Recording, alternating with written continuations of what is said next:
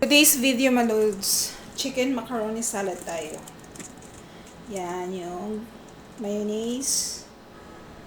Lagay ko na rin yung condense. Siyempre, ano natin para hindi masayang yung mga dumidikit-dikit. Tapos yung tatlong latang maliit na all-purpose cream, lagay ko dyan.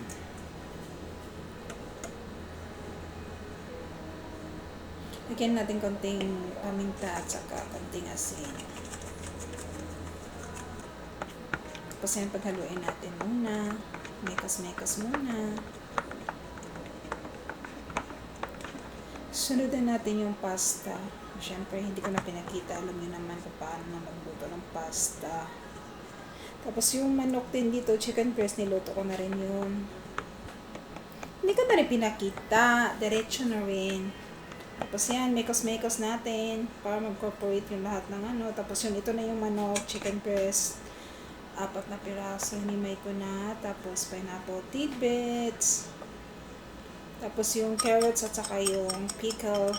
Hiniwa ko na rin ng maliliit. Tapos sibuyas.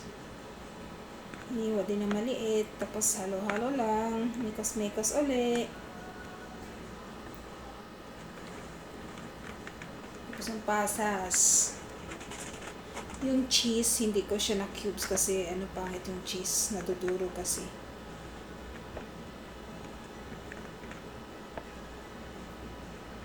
Mas okay sa siguro yung matigas. Galing na yun sa ano eh. Naka-ref naman yun. Pero ano, nadudurog siya. Yan o, durog. Yan. Paghaluin lang uli. Mekas-mekas lang.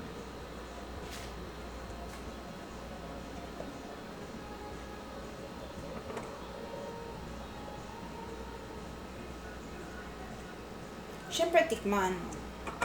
Okay na ang lasa. Diba? Yan. Yan na yung chicken macaroni salad. Bye.